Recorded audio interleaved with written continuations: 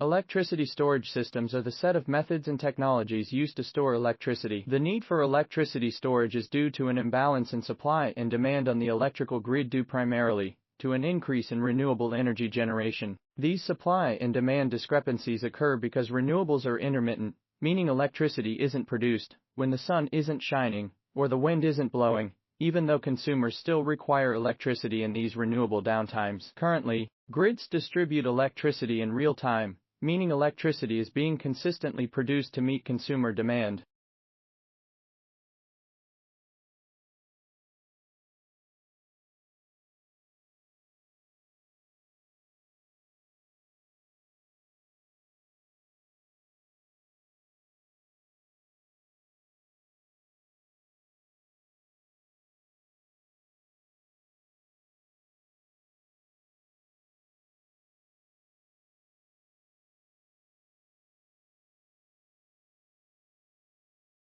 This is why I am able to enjoy Beethoven's magnificent creations. Yet on the other hand, as a daughter of Holocaust survivor, I am unable to listen to the music, magnificent as it may be, of composers who believe, for example, in the final solutions of the Jews. An artist that breaches this contract, that endangers the freedom and safety of member of society, regardless of the religion, faith, beliefs, or background, by a direct action, and this is very important, only by a direct action, should lose his place in society, together with a privileged platform, of which he presents his creativity and art. And along with this, the power we attribute to it. Unless he regrets his action. Yes, apology can be accepted.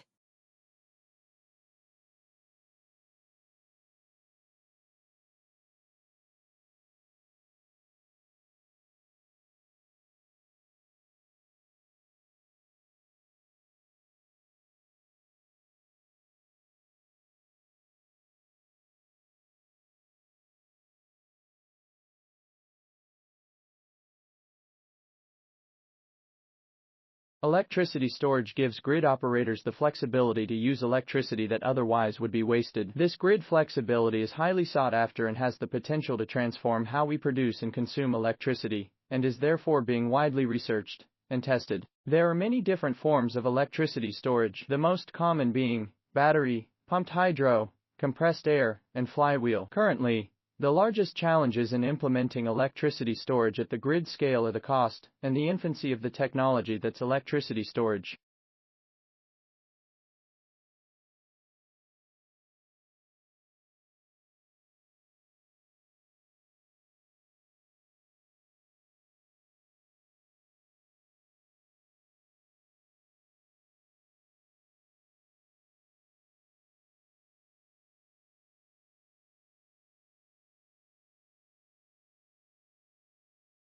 When human females are pregnant, they're advised to stay away from alcohol, for fear of harming the fetus, and most parents refrain from giving their infants bottles full of whiskey or beer, for obvious reasons. But if you're a fruit fly, literally dousing your offspring in alcohol is apparently one of the best ways to protect them from danger, particularly from certain types of wasps. How and why? Let's back up a bit. First, certain types of wasps prey on fruit flies by injecting eggs inside fruit fly larvae. Unless an infected larva kills the wasp egg, it hatches, and the wasp larva eats its way out from inside the fruit fly larva, killing it. One way for fruit fly moms to protect against this gruesome fate is to lay their eggs in an alcohol-soaked environment, such as fermenting fruit.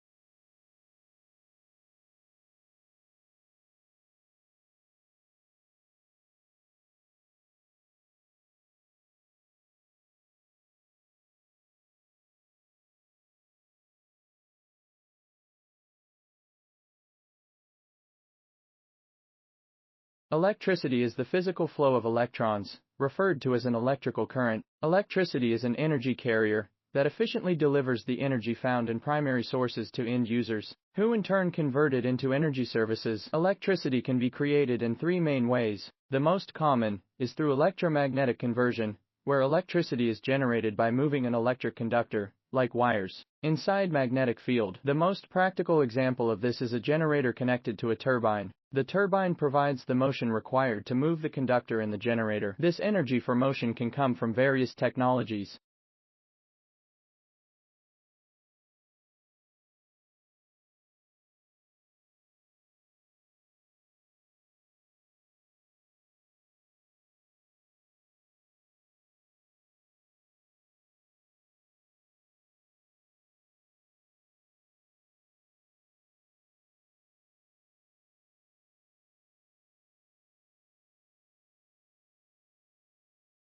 For example, wind turbines, hydro, or the steam created from heat produced in nuclear fission or coal combustion. Electricity can also be created through a chemical reaction. An example of this is a battery or fuel cell. Finally, electricity can be created through solid-state conversion, where electricity is generated using the structure and properties of a solid. A specially constructed solid consists of different molecules packed closely together to create an electric current when stimulated. An example of a technology that utilizes solid-state conversion is a solar PV cell. It is important to note that electricity is the same regardless of how it is produced. So, the electricity generated from an electromagnetic generator is the same as that from a battery.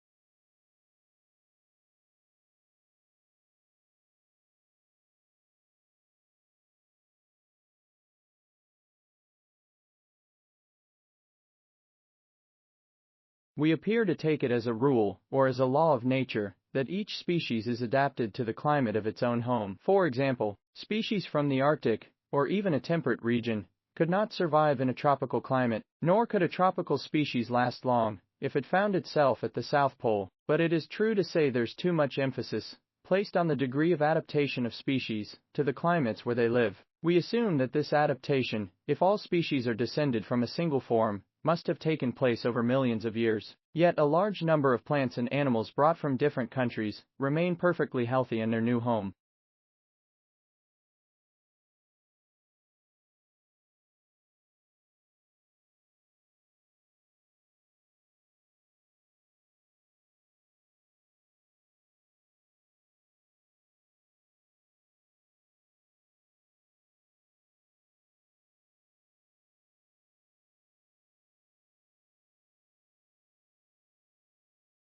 The word solstice means sun standing. In Latin, it marks the point when the sun stops at its most northerly or southerly point, relative to the equator. Before reversing direction, the summer solstice, the sun would appear at its highest point in the sky, and is the day with the longest period of daylight. It happens twice a year, once in both the northern and southern hemispheres. The summer solstice in the northern hemisphere occurs around the 21st of June, but it does not always occur on this day, as it all depends on when the sun reaches its northernmost point from the celestial equator. It can happen between the 20th to the 22nd of June. Around this time in areas north of the Arctic Circle, it is possible to witness the sun not set at all, so dubbed land of the midnight sun for this very reason.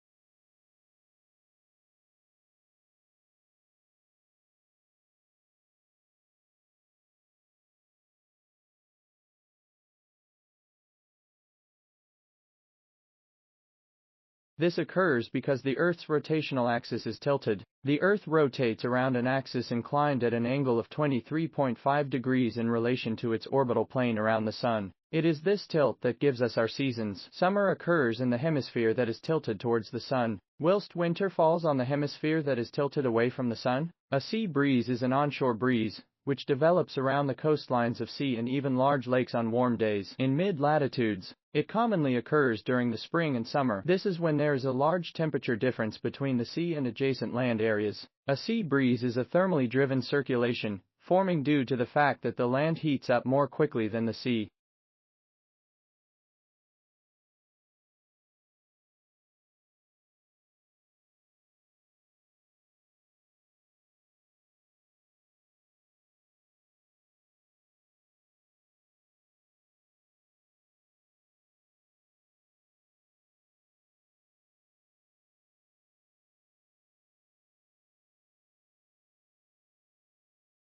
temperatures aren't reached until early autumn. This differential heating of adjacent land and sea surfaces is the main factor in the formation of sea breezes. A temperature difference of around 3 degrees Celsius is required for sea breeze to start to develop. Other factors that are required for sea breezes to form are light offshore winds at around 3,000 feet. This aids the higher level flow out to sea to get the process started.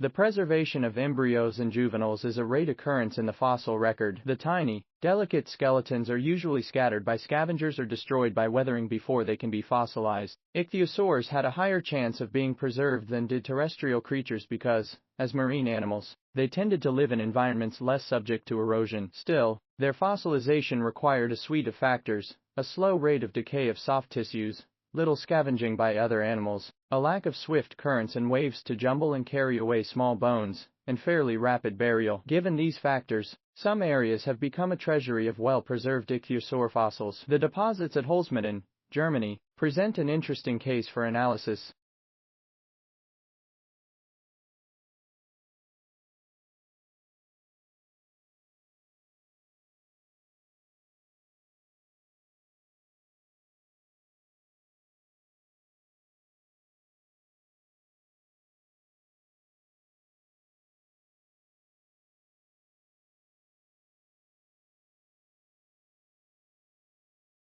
After World War II, European countries increased their efforts to live peacefully together on their small continent. To improve business and trade, 6 countries, Germany, France, Belgium, Italy, Luxembourg, and the Netherlands, came together in 1958 to create a common economy and currency. These countries agreed not to use trade barriers like tariffs, embargoes, or quotas with each other. This led to a more prosperous economy in these countries. As the years went on, more European countries joined this group called the European Union, or EU for short. There are currently 21 countries in the EU after United Kingdom left, and there are other countries like Turkey that hope to join the EU. The EU worked to help create jobs in poor parts of Europe and pass laws to protect the environment.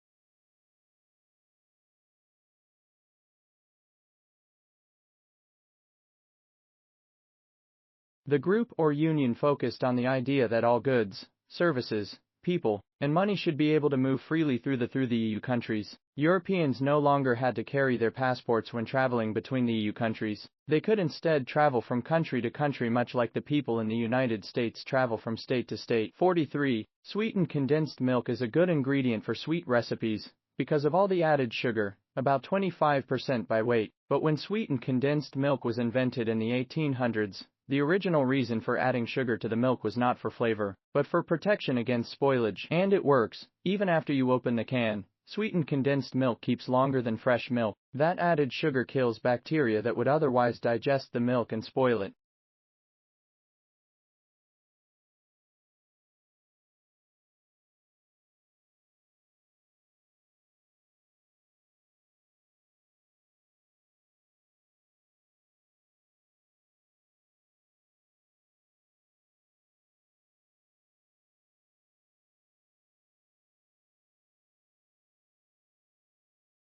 The sugar kills not by poisoning the bacteria, but by a more direct physical process. It draws water out of the bacteria so the bacterial cells shrivel and die. Each bacterial cell has a sort of skin, technically, a membrane. Water can pass through this membrane pretty easily, but substances dissolved in the water can't. Water has a natural tendency to move toward any region where there's a high concentration of dissolved substances. A bacterial cell in a can of sweetened condensed milk finds itself immersed in an extremely concentrated solution of sugar. Water inside the cell will, therefore, pass out through the cell membrane into the sugar solution.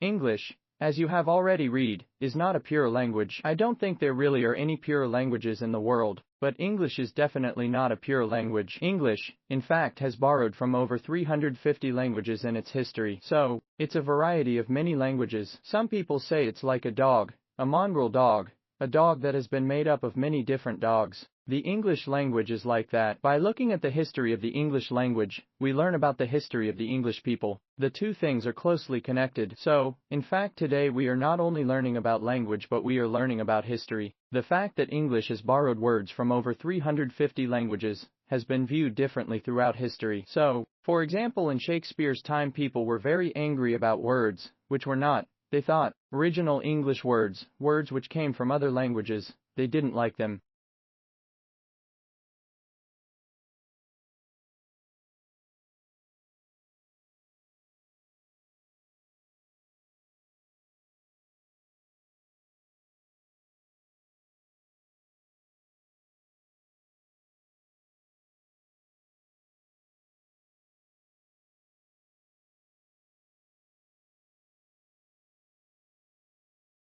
Steam is water that's heated to 212 degrees Fahrenheit. Believe it or not, steam is invisible. You can see right through it. If you look closely at the end of your kettle's spout, you'll notice that the white stuff doesn't start right away. It begins billowing about half an inch away from the nozzle, with clear gas in between. This clear gas is the actual steam. The billowy white stuff is what the steam turns into when it hits the drier, cooler air of your kitchen. Those white billows are, in fact, clouds, not steam. In many ways, they are identical to the clouds you can see in the sky. The white color comes from tiny liquid water droplets that have condensed from the steam. More accurately, these billows are a type of cloud, called a mixing cloud.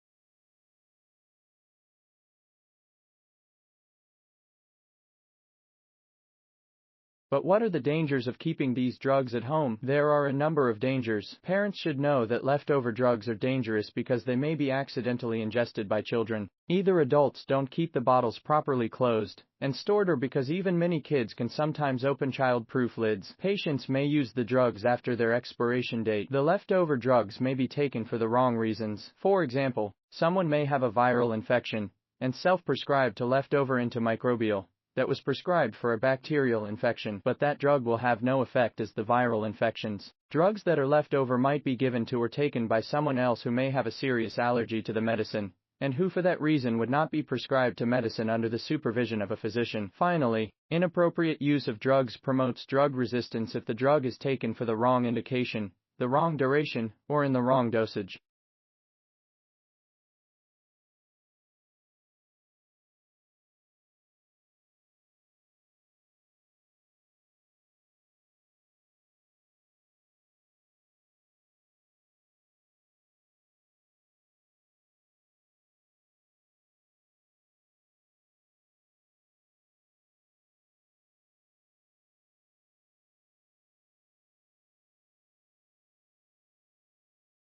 So various conclusions. Yes, bees are in decline. These declines are well documented. They are real and supported by good, strong scientific evidence, which is the only of these counts. The drivers of decline on many varied depending on species. The effects of pollinator loss could be absolutely huge. So, is it a catastrophe? Not yet, but it could be. On the positive side, we are aware of the problem. Awareness is being raised all the time and people are taking actions. Before fixing is missing, you can recognize the problem. At least it's been done.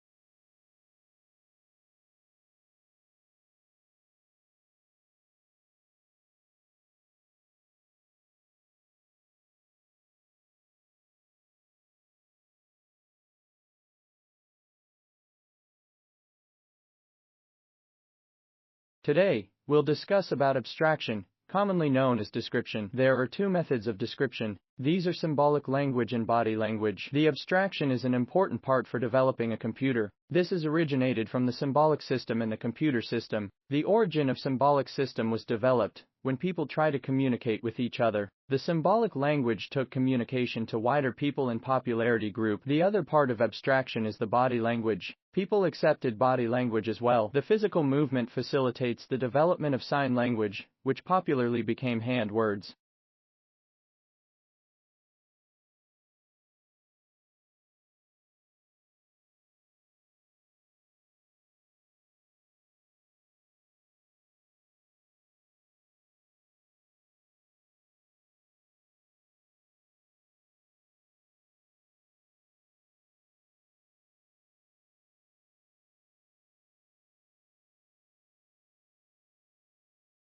These can form when two separate air masses with different temperatures and different amounts of water in them mix together. In the case of your kettle, the hot, steamy gas cools rapidly in the kitchen air, and this sudden coolness is what makes some of the vapor condense. Mixing clouds are pretty common, and they don't need to start with steam. You see mixing clouds when you see your breath on a cold winter day. You'll find them rising from a bowl of warm soup. Wherever there's a mixing cloud, you can bet some warm, moist air is mixing with air that's cooler and drier.